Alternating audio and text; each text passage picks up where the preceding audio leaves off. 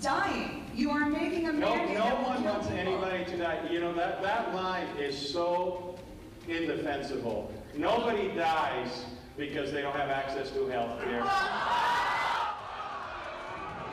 Nobody dies because they don't have access to health care. Congressman Raul Labrador, Republican of Idaho, at a town hall yesterday. With me now to discuss health care and much more, former South Carolina Democratic State Representative Bakari Sellers, Republican Congressman Marsha Blackburn of Tennessee, former Obama White House Communications Director Jen Psaki, and former Ted Cruz Communications Director Amanda Carpenter. Congressman, let me start with you. Nobody dies because they don't have access to health care.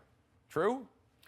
We all know that individuals have and need access to health care, and that's one of the reasons we're trying to get in this process and clean up what has happened through the Affordable Care Act and the marketplace and the narrowed networks and the lack of access, because the stories that come into our office every single day will just rip your heart out. People that can't get access to the care. They've got a card, an insurance card, but the product is too expensive to use, lack of access to physicians who will take it, and that is why it is essential that we work to fix this issue. My hope is that our colleagues across the aisle are going to come work with us to get it fixed. Bakari? And they should. I mean, Yeah. I agree with your part about the heart-wrenching stories that we're hearing and the fact that the Affordable Care Act needs to be reformed. But I think it's almost perverted to say that somehow taking away insurance from 20 to 24 million people, from stopping the expansion of Medicaid. But that's not a right number.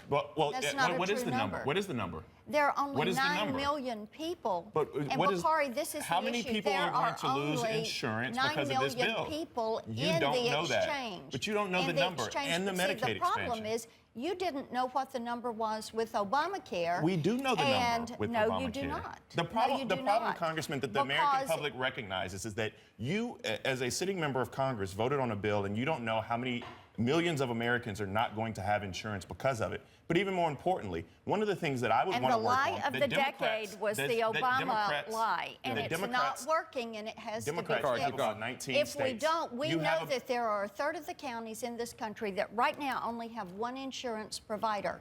We know that there are people who are facing not having access to any health insurance. Let Bakari make his point. Yeah, this doesn't help that. In fact, you're going to have people with pre-existing conditions whose care is going to skyrocket. But if you want Democrats to help to get to the point that you were making earlier and many others and John Kasich was making, one of the things Democrats wanted to do was take this further, because there are about 19 states, 18 states, which are not expanding Medicaid, which have chosen not to do that. And those people are still going without care. And we were hoping that there was going to be something enticing to those states through cuts or whatever to bring those people in. And that didn't happen. Amanda, let's Amanda.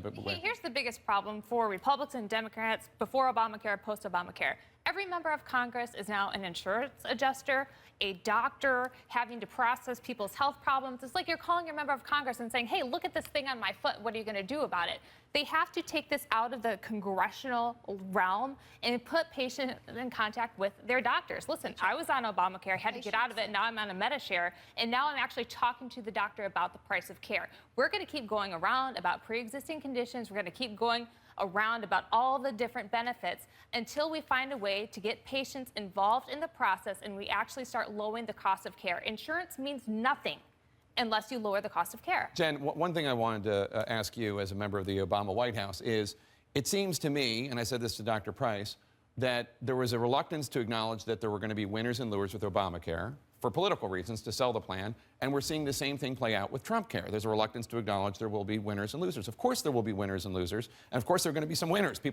Premiums will go down for people who buy plans that cover fewer things, et cetera, but there are also going to be losers, and there does seem a reluctance to acknowledge that. Sure. Look, I think when we look back and we think about how we sold Obamacare in the beginning, there are a lot of lessons learned. One was to sell individual pieces of it, to talk about people who would have to maybe put a little bit more skin in the game, young people, people who are healthy. But the problem is that the losers in this version of the health care bill are people who need extra help. They're people who have disabilities. They're people ranging from people who have kids with asthma to people who have had a child.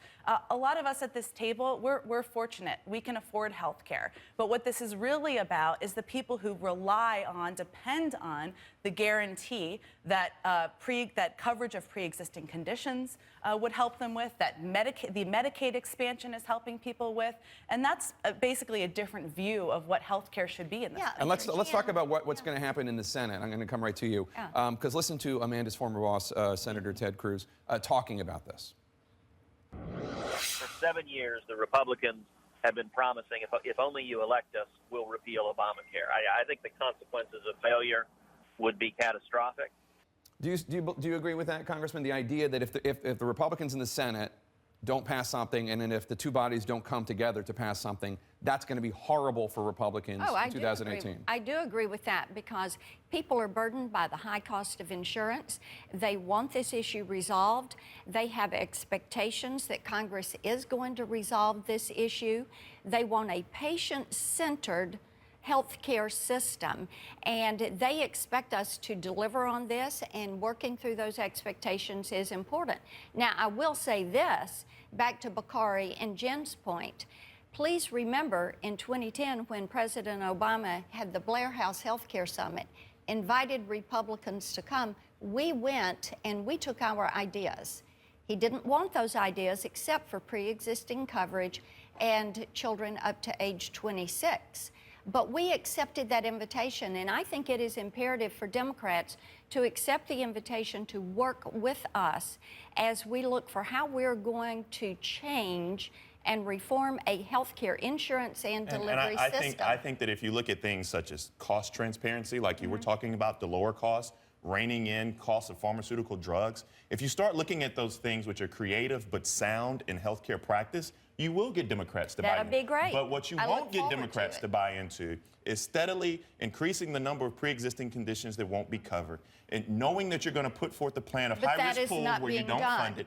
And that is not being done. And Congressman, we have two CBO scores. Two. We don't have one from the final bill that you all just voted on. What those scores tell us is that between 20 and 24 million people are going to lose their insurance. CBO has been so wrong on their numbers, and you know that. Amanda, let me ask you, because we heard Governor Kasich talking about how he wanted leverage when it came to renegotiating prices, and there was nothing in here that would put the pharmaceutical industry. Isn't this in a position that they don't like? Isn't that an opportunity for President Trump, who badmouthed Big Pharma during the campaign? Yeah, and there's absolutely opportunity for Republicans in the Senate to work on these issues where I think they'll get a ton of traction. And so, you know, Mitch McConnell says he wants to start over. I don't necessarily view that as a bad thing. I think that's an opportunity to infuse some of these better ideas that the House didn't get around to doing as a part of that debate. I don't understand the messaging from the White House on this, pushing this to a point of brinksmanship over and over. I think Republicans would be much better off if they said, listen, this is going to be a hard process. Healthcare is important. It may take 5 votes. It may take 500 votes, but we are going to get this done.